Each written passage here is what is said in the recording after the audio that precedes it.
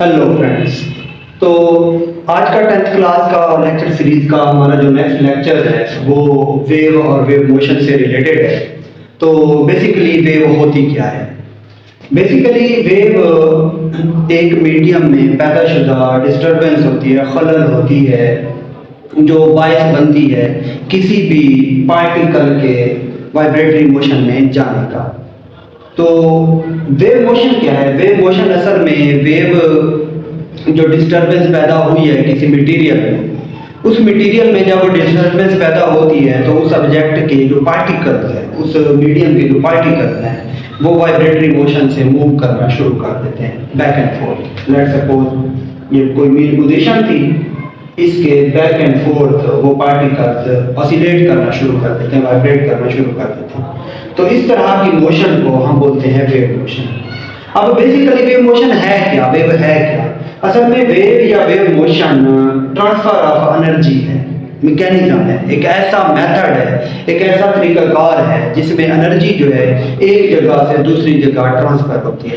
किस तरह ट्रांसफर होती है? इस तरह ट्रांसफर होती है कि जो ऑब्जेक्ट, जो मीडियम, जो काज उस एनर्जी को प्रोड्यूस कर रहा होता है वो मीडियम में से गुजरता नहीं है, वो ट्रैवल नहीं करता, बल्कि उस काज की, उस सोर्स की जो एनर्जी है वो एक जगह से दूसरी जगह मुंतकिल हो जाती है।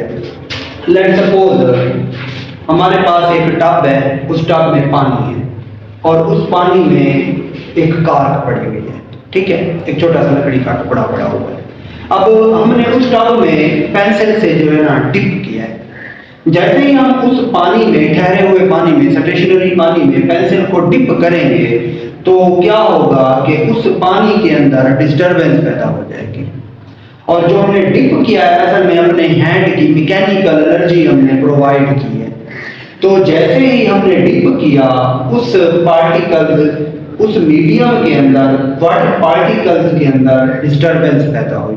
और जो हमने डिस्टरबेंस पैदा किया असल में हैंड की मैकेनिकल एनर्जी थी जो हमने ट्रांसफर की है। अब वो क्या होगी?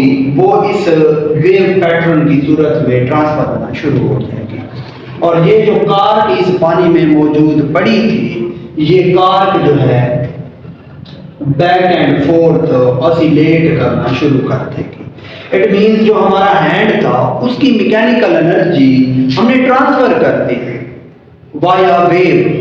अब हमने हैंड को नहीं डाला अंदर, हमारा हैंड ऊपर ही मौजूद है, लेकिन हैंड की जो एनर्जी है वो इस जगह से इधर मुंतकिल होकर ट्रांसफर हो गई। इसी तरह ये मोशन अपनी कंटिन्यू रखेगी कार्क जब तक कि हम पेंसिल को उस पानी के अंदर डिप करते रहेंगे। जैसे ही हम पानी के अंदर उस पेंसिल की डिपिंग को जो है स्टॉप करेंगे, इट मीन एनर्जी जो है वो नहीं होगी। तो एनर्जी जब नहीं होगी तो डिस्टरबेंस भी मौजूद नहीं रहेगी, तो कोई वेव पैदा नहीं होगी। दूसरी एग्जांपल हम कॉमन लाइफ में देख सकते हैं कि हमारे पास एक स्ट्रिंग है। हमने स्ट्रिंग का एक पॉइंट P सिलेक्ट किया, हमने उस पॉइंट P के ऊपर जो है स्ट्रिंग को पकड़ा और उसको जर्क किया, झटका दिया। जैसे ही हमने खींचा है वो पॉइंट P थोड़ा ऊपर आएगा। जैसे ही हमने जर्क दी वो जर्क यहाँ से कुछ इस तरह ट्रैवल करना स्टार्ट कर देगी, इस तरह ट्रैवल करना स्टार्ट कर देगी, इस तरह ट्रैवल करना स्टार्ट कर देगी।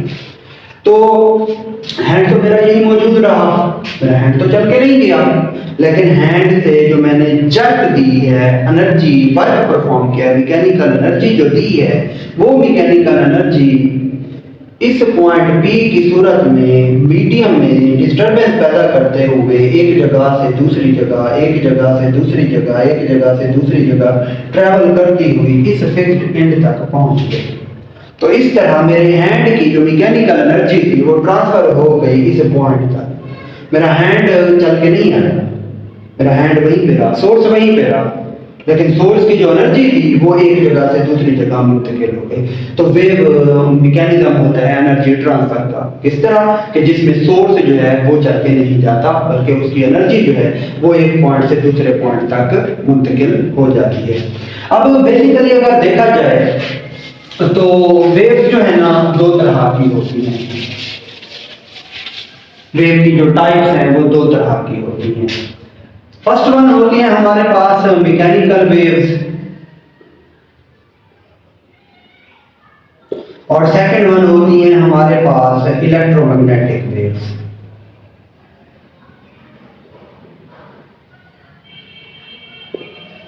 अब मैकेनिकल वेव्स असल में होती हैं मीडियम डिपेंडेंट,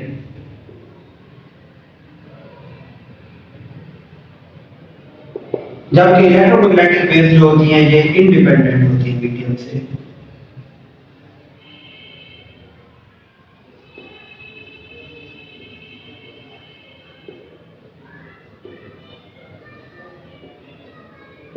यानी मैकेनिकल वेव्स को रिक्वायर होता है मीडियम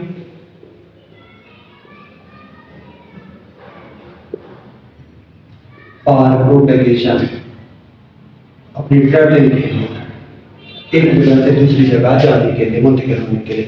जबकि इलेक्ट्रोमैग्नेटिक वेव्स जो होती हैं इन्हें मीडियम की जरूरत नहीं होती, required no medium.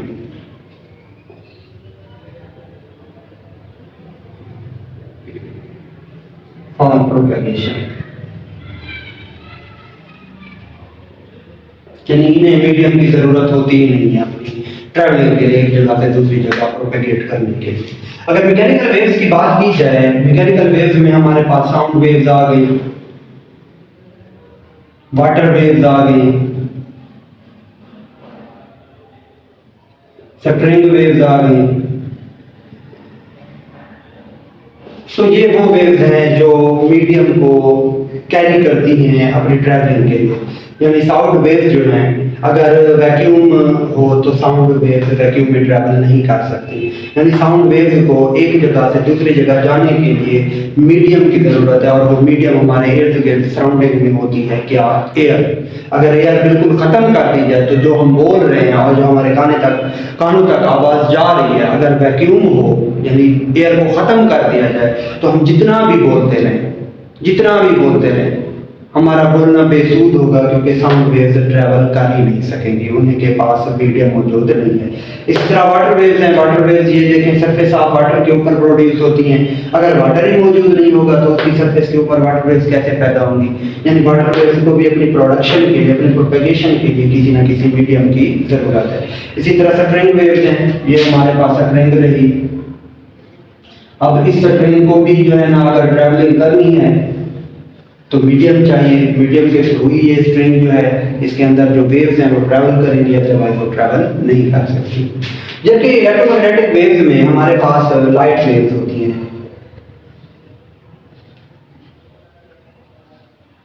Radio waves होती हैं,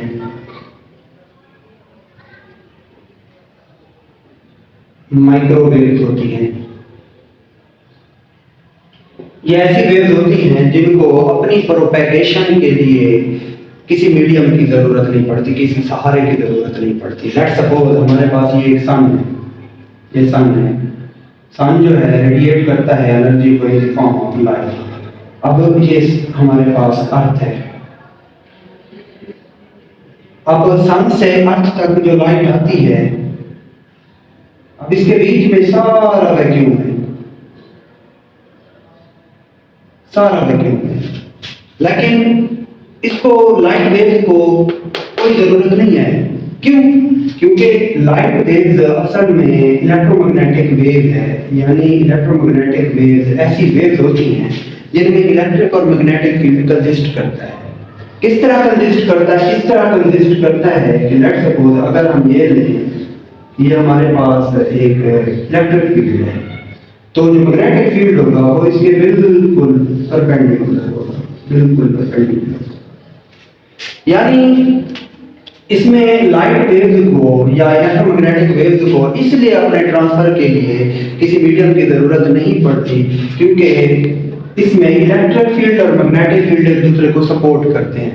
किस तरह सपोर्ट करते हैं कि एक जगह से दूसरी जगह जाने के लिए इन्हें किसी सहारे की जरूरत नहीं पड़ती।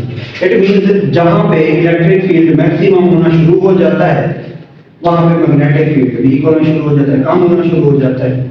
इसी तरह अगर किसी जगह पे मैग्नेटिक फील्ड ज्यादा होना शुरू हो गया है तो इलेक्ट्रिक फील्ड कम होना शुरू हो जाएगा।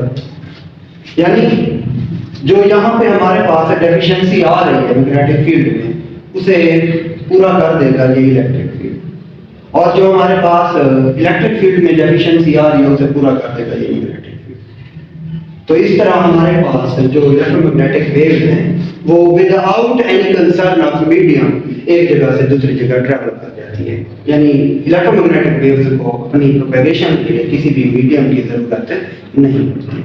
तो ये था आज का हमारा introductory lecture for the topic of wave and wave motion and its types.